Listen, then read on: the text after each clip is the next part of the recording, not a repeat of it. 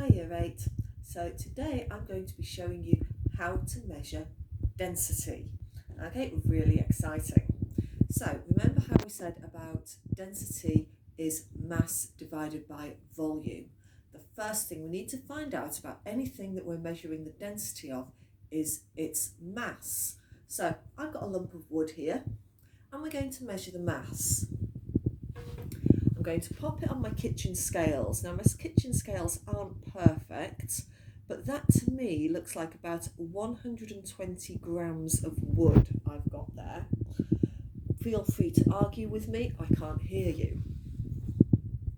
The next thing I need to do is find out the volume of the wood. And the easiest way to do this is a little bit of measuring. So I've got my trusty ruler here and I'm going to measure my block of wood. So let's measure it. We've got 150. So we've got 17 centimetres going along. We then measure the next dimension, which is 4.7 centimetres. And we'll now measure the third dimension, which gives us 3.5 centimetres. Okay, so now we have our dimensions, we need to use our calculator to figure out what it is. By all means, do this in your head, but I'm going to use a calculator. So we do 17 multiplied by 4.6 multiplied by 3.5 to give us a volume of 273.7 centimetres squared.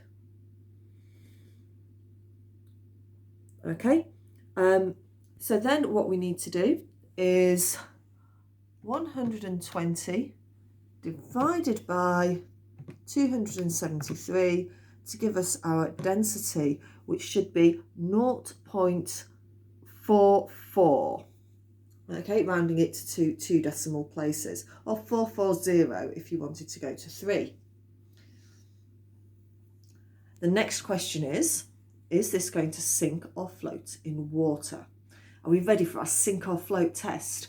Before we start, the density of water is 1 gram per centimetre cubed. The density of the wood is 0.44 grams per centimetre cubed. Knowing that little bit of maths, what do we think? Sink or float? Let's find out if you're right. There we go. Our piece of wood is floating. Our piece of wood is less dense than water, and we know that because 0.44 is a smaller number than 1. So excellent. So we know that our piece of wood floats on water. Now, the equipment I have, like the kitchen scales, isn't that good for measuring small scale items, and I don't have all the blocks, like the block of aluminium, the block of brass that you would have at school. So one more thing I need to show you is how to measure an irregular object. Now, I've got a very small beaker here with some measurements on, and I've got 20 mils of water in there. And I've got a small semi-precious stone here because this is the best I've got at home. I don't really do lots of chemical measuring at home, which is a shame. I need to get some more. So what is the volume of this semi-precious stone? We can't tell. It's not a nice cube shape.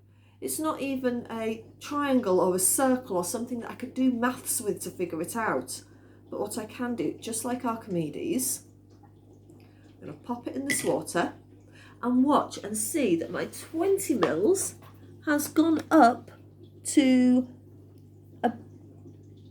looks like 25 mils to me. Okay, so it's gone up to 25 mils, which means that the difference between 25 and 20 is 5 mils or 5 centimetres cubed. That means that this stone has got 5 centimetres cubed volume. Okay, so that's how to measure it. Here's a question for you to think about. how would I be able to measure the density of, so how would I be able to measure the volume of something where the density is less than that of water? So if I had an irregular shaped piece of wood, how would I be able to measure that volume? If you can answer that, you're doing really well.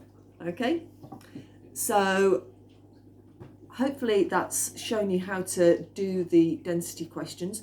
There will be some calculations for you to do now based on numbers you've been given, not numbers you've acquired by direct measuring. Hopefully you'll enjoy playing with those. Have fun and take care. Bye.